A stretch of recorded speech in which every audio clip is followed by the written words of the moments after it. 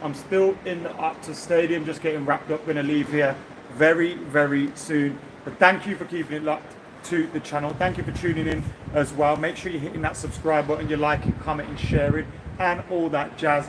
Manchester United's pre-season tour of Australia has come to an end. What I'm going to try and do is leave this here. Could I put this here? Oh, now we're flying, aren't we? Now I don't even have to hold the thing, which is great. Hope you guys are all doing well anyway. We're here in the Aston Stadium. I'll give you a little look around in a minute, so don't you worry about that. As you can see as well, it's still raining. It's been raining all day long. Can you believe it? Fly all the way over here to Australia, the land of kangaroos, koala bears, and all that stuff.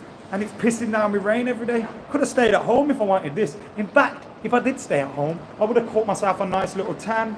I would have been, you know, chilling in 30 degree, 40 degree weather. It would have been beautiful. But right now, it is pissing down with rain. It is raining sideways here at the Aston Stadium. But can't complain because Manchester United's pre-season tour has ended undefeated. Yes, we are undefeated in 4 games for Erik ten Hag. Today, obviously a little bit disappointing because we drew 2-2 thanks to a late goal from Aston Villa. But all in all, it has been a very, very good pre-season tour for Manchester United. And yeah, man, I think the first 60 minutes, despite the pitch, which was dreadful, you know, there was a game on it yesterday between Leeds and Crystal Palace. The rain was horrible, so the game was nearly called off prior to the game being allowed to go ahead. It was nearly called off.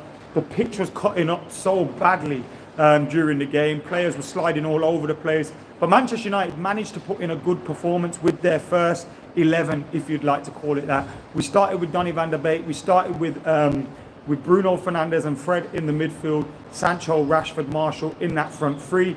In the back line, we had Lindelof, Maguire, Luke Shaw, Diogo Dalot. Diogo Dalot and Jadon Sancho are building something down that right-hand side. And if you want to hear more from Diogo Dalot on that right-hand side relationship with Jadon Sancho, then head over to Stretford Paddock when we're finished here, because I managed to have a little bit of a chat with Diogo Dalot in the mix zone. So thank you to Diogo Dalot for stopping by. Of course, let us know your thoughts on everything and I'll read some of the stuff out. Dalton says, Donny looks shaky. Look, I don't think Donny van der Beek played particularly well today. But we've got a problem in there, haven't we? Scott McTominay, for me, isn't really good enough for Manchester United to be starting week in, week out. I think he's a decent squad player. I think he's someone that could, you know, come off the bench in various positions and help Manchester United out at some point. You know, maybe a rotation player. But we need quality in there. I don't think Donny van der Beek has pulled up any trees on this tour. Obviously, today was his first start, if I remember correct. No, actually, he may have started the last game as well. You know, he's getting minutes is not particularly impressive. We need him to do a little bit more. But he is someone that shows for the ball a little bit more. And if it ever came down to a choice, obviously depends on the opponent. If it ever came down to a choice of Scott or Donny, for me, it's always going to be Donny van der Beek because he's someone who's good with the ball, is better with the passing, and of course he shows for the ball all the time. Those are things that I don't think Scott McTominay is good at. But Scott McTominay is someone that is probably a little bit defensively better, will chuck himself into a tackle a little bit more, and will fight and scrap in that midfield, something that Donny van der Beek probably isn't known for. Whenever Erik ten Hag's spoken about what position Donny van der Beek is best in, he's kind of alluded to the fact he's best in that number 10 position, you know, the position that Bruno Fernandes will play for Manchester United. I think Bruno Fernandes, yo, check this out, yeah. I am under a roof. Yeah. I'm under a roof and the rain is still hitting me. Like, there's a roof here, yeah. There's a roof right here above me. And then there's a further roof right there, yeah, which covers most of the seats. And the rain is so wild that it's absolutely slapping me up still. Absolutely incredible stuff. Luckily, I got a rain jacket on. But this rain is absolutely mental. Would you look at that? It is biblical. Let me show you guys this rain right now. Wait, that's still me. That's the rain. Jeebus. Would you look at that? Would you look at that? That pitch is awful. So bad, that pitch. Look, there's a roof there. There's a roof there. There's a roof there too. And somehow I'm still getting slapped up by this rain. What the hell is going on? But anyway, let's put this back down. And as we were saying, the midfield position needs to get sorted. You can see why Erik ten Hag really, really wants Frankie de Jong. Whether we get him or not, I don't really know. Because Frankie de Jong at the minute is dragging on. It feels like it's going to happen some days, then it feels like it's not going to happen. It feels like Barcelona want to get rid of him, then it feels like Barcelona don't want to get rid of him. Then it feels like it's just all over the place. I never know what's going to happen with Frankie de Jong. When I came out here on the tour, when we left for Bangkok, I thought to myself, I reckon Frankie de Jong signs while we're on tour. It hasn't happened. Now it could still happen while United head out to Norway. It could still happen then. We've got 2 pre-season games left. You may as well say 1, because if a player plays in the Saturday game in Oslo, they're probably not going to play at Old Trafford on the Sunday, and vice versa. Do you know what I mean? So we've got 1 pre-season game left, really, for each player. And I can't see us getting Frankie de Jong sorted before then. So we've maybe got an issue in the midfield. If he was to pick between Scott McTominay and Donny van der Beek now, I feel like the manager would probably go for Scott McTominay in that position, just by Fred. But that's not good enough. We know we still need more. And I get why he's really after Frankie de Jong. But if Frankie de Jong isn't going to join Manchester United, we need to think of alternatives. And at the moment, it doesn't feel like those alternatives are there. Do you know what I mean? It doesn't feel like they're there or they're going to happen. Now, Ruben Neves, I'd love to see Ruben Neves join United. Declan Rice, all these different players that we'd love to see join Manchester United. If Frankie de Jong doesn't, it doesn't seem like the rumours are there. It doesn't seem like anything's going to happen. That would be a huge mistake for Manchester United to go into the season without another midfield signing, because we really need one. Now, it could be great for James Garner. It could be great for Charlie Savage, Zidane Iqbal, Hannibal Mejbri, etc., because they play in those positions, in those midfield positions. But Man United need a little bit of quality, need a little bit of experience as well. I think those players have quality, but we need experience. Jimmy Garner might go out on loan. I asked the manager about that in the press conference yesterday, and he said he needs to see more of Jimmy Garner. He needs to see more of Hannibal Mejbri before he decides whether they're going to stay at Manchester United or go out on loan. Obviously, Charlie Savage and Zidane Iqbal, they made their first team debuts last season, in the Champions League, and they've played really well on this pre-season tour. Zidane coming on today, with James Garner in the midfield, Charlie Savage playing previously as well. They've done well, but they are still kids, and they will still have peaks and troughs in their careers. It still will go up and down.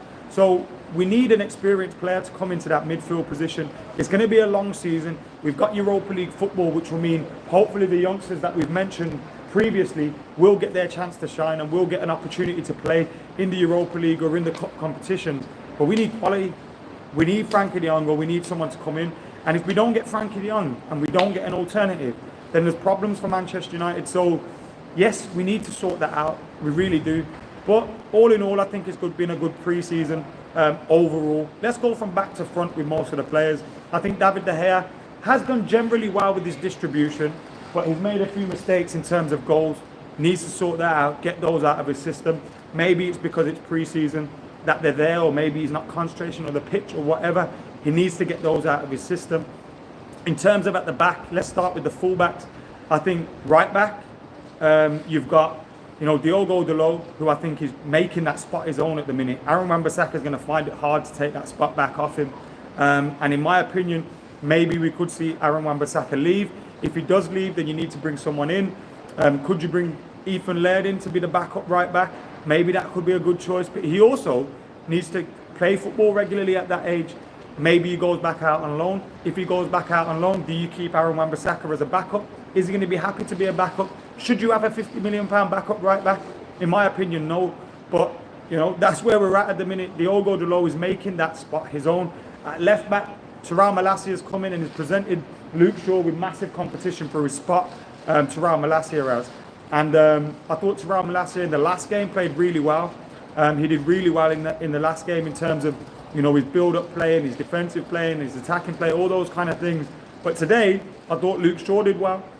He played a huge part in the first goal. The first goal involved Bruno Fernandes, Martial, Rashford combining to present Luke Shaw an opportunity to cross it for Jadon Sancho. It was a good cross by him, and Jadon Sancho tucks it away and gets the goal. And we've seen those fullbacks play well. Luke Shaw, Terrell Malacia, and Diogo Dalot. We need a little bit more from Aaron Wan-Bissaka. Will he still be here when the season starts or when the transfer window ends? I couldn't guarantee that. And there have been links with him leaving the club, you know, for United to raise funds. But if he leaves, then we need another right back. Is that Ethan Laird or not? At centre back, I thought Lindelof made a mistake today. Luke Shaw, it was too easy for Leon Bailey to cut across him. And then Lindelof didn't really commit. You've got to commit and get your challenge in. He didn't commit, he didn't get his challenge in.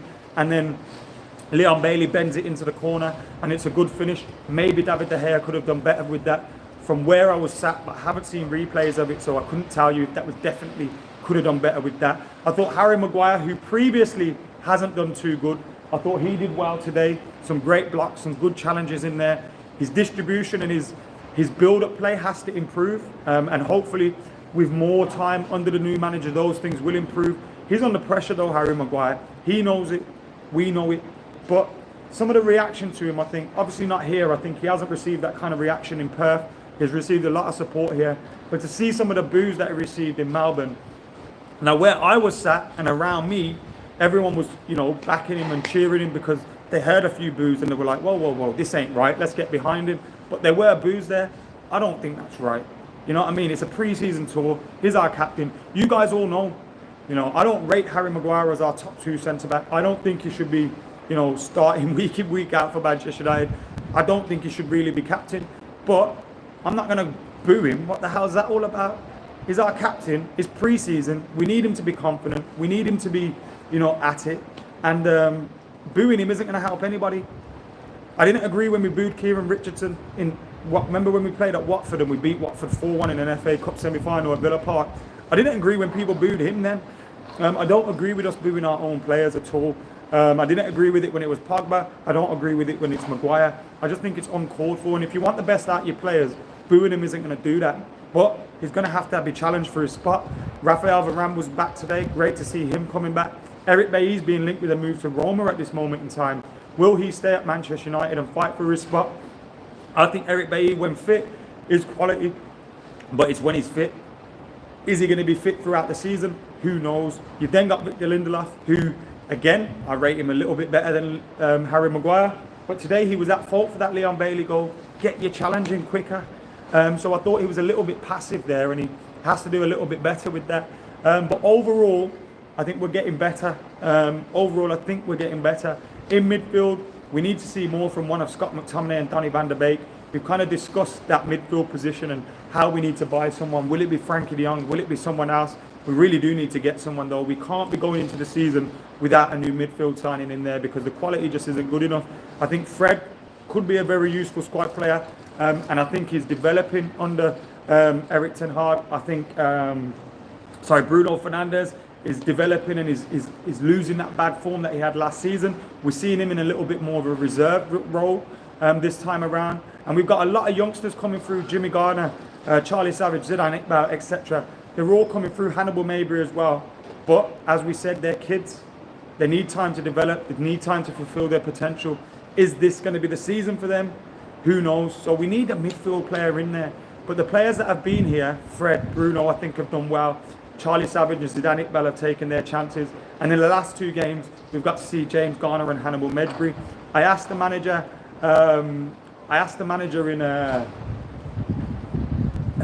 in the press conference yesterday what he thought about James Garner, what he thought about Hannibal. He doesn't know yet whether they're going to be part of his squad or not. He needs to see more of them. So it remains to be seen what happens there. But in terms of moving forward from that midfield 3, I thought excellent in terms of Jadon Sancho, Rashford, Marshall. They're building something. Bruno Fernandes just behind them. They are building something. I can't wait to see how that goes. What will happen with Cristiano Ronaldo? I'm not sure. I think Cristiano Ronaldo's off. James says, honestly, Man United should keep CR7 and quickly rack up De Jong and Anthony. That would be nice, wouldn't it? But De Jong's still not happened. Anthony could happen, and we do need a player in that position. But yeah, man. Dalton says Sancho was man of the preseason. I think Sancho's been very, very good. Great finish today. Great goal from Jadon Sancho today. We do need him to continue as he has been going though. Jadon Sancho, I think we all know how much quality he has. Yes, Rory lad, in the comments. I think we all know how much Jadon Sancho, how much quality he does have. I think we all know how much quality Anthony Martial, Marcus Rashford have on their day. We need to keep pushing them and hopefully seeing them develop under Eric Ten Hag. We've got no depth, have we? We've got no depth at all. And we need to have a little bit more depth in those areas. That's why we're being linked to Anthony. But if Cristiano Ronaldo leaves, as I expect him to leave, and Anthony Martial gets injured or he falls out of form, who have we got? We haven't got a striker. So we need to bring in players still. It's that simple. I'm excited to see Lisandro Martinez. I'm excited to see Christian Eriksen, but we need more in those signings. Make sure you're hitting that like button, you're commenting, you're sharing, etc. Some people saying it's not been. I think we've got a few trolls in the comments. I do think it's been a good pre-season overall. Pre-season is about getting used to knowing what the manager wants out of you, getting used to his tactics, and I think as you've seen the pre-season go on, we have developed a bit. Here today, the pitch was horrendous, the weather was horrendous, and when we made all those changes, United's performance stopped. We lost control of the game, which the manager will be unhappy with, and he pretty much said so in his presser after. But at the same time, when we had our strongest 11 out, I think we did well. Question marks over Donny van der Beek, Scott McTominay, who will play in that position, but you understand why the manager wants Frankie de Jong. But yeah, man, overall, good. Bangkok was amazing, Melbourne was amazing, Perth has been amazing, apart from this horrendous weather. Perth has been amazing, and I can't wait for the rest of the pre-season. We go to Oslo next week. I'm not going, but Jay's going.